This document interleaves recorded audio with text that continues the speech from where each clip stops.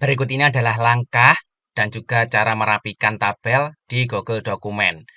Nah, langkah pertama untuk cara membuat tabel di Google Dokumen, pertama buka Google Dokumen terlebih dahulu. Teman-teman bisa buka sebuah browser, kemudian bisa membuka Google Dokumen dengan cara klik tanda titik 9 di bagian pojok kanan atas. Ini adalah Google Aplikasi, kemudian arahkan kursor ke bawah, pilih Docs atau Google Dokumen. Nah, kita tunggu. Apabila sudah muncul seperti tampilan yang ada di layar monitor, teman-teman bisa memulai dokumen baru dengan klik ikon plus di sini. Nah, selanjutnya, apabila halaman Google Dokumen sudah terbuka, untuk membuat tabel baru, caranya klik menu sisipkan. Kemudian pilih menu tabel. Nah, di sini untuk tabel sudah ada template-nya yang bisa langsung digunakan. Contoh yang ini bisa pilih salah satu atau teman-teman bisa membuat tabel dari awal dengan menentukan jumlah kolom, kemudian jumlah barisnya. Misalkan saya ingin membuat tabel sebanyak 10 baris. Ini saya buat 11, yang atas adalah judul tabel, kemudian jumlah kolomnya adalah 4.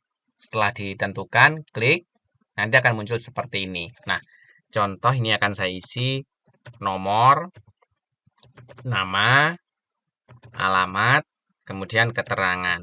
Nah, kemudian kita isi di sini misalkan angka 1 sampai 10. Nah, untuk merapikan tabel caranya, nah di sini misalkan lebar nomor atau kolom nomor terlalu luas. Teman-teman arahkan saja di sini, di bagian atas. Ini bisa digeser, kita tarik ke sebelah kiri. Nah, apabila ingin merapikan teks, ini misalkan berada di tengah-tengah, teman-teman seleksi saja. Kemudian pilih tab menu di atas, ini ratakan. Pilih rata mana yang akan digunakan.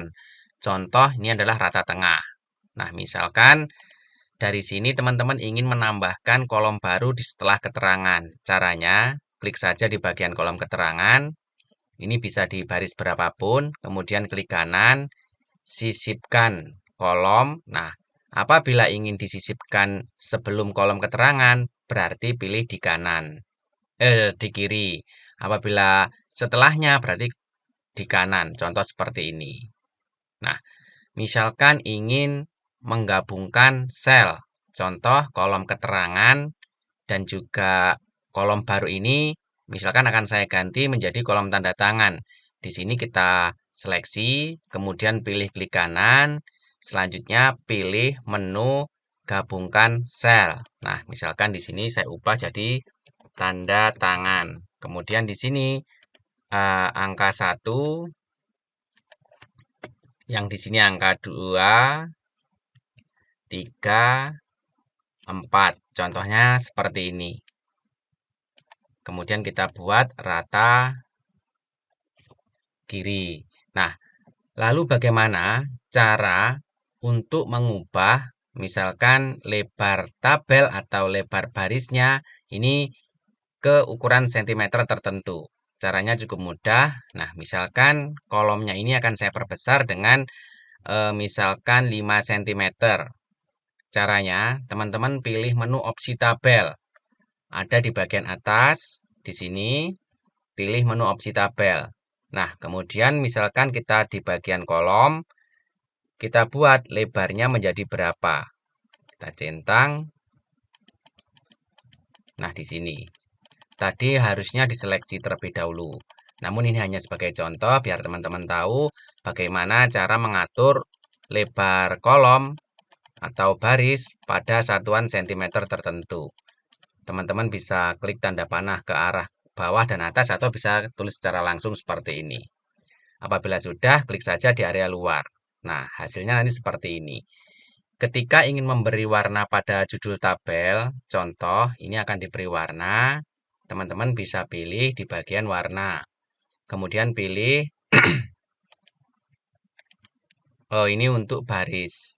Untuk warna, ini akan saya tutup saja. Warna latar belakang, pilih yang ini. Misalkan kita ubah warnanya menjadi merah. Kemudian teksnya warnanya menjadi putih. Nah, apabila ingin memperbesar font atau mengganti jenis font, menunya ada di bagian atas. Nah, seperti ini. Nah, lalu bagaimana apabila ingin menghapus jumlah baris atau kolom tertentu? Nah, sama, teman-teman seleksi saja. Misalkan ini di baris ke-6, akan saya hapus. Teman-teman langsung klik kanan setelah diseleksi. Pilih hapus baris. Jangan pilih hapus tabel. Kalau hapus tabel, nanti semua tabel akan terhapus. Contoh seperti ini.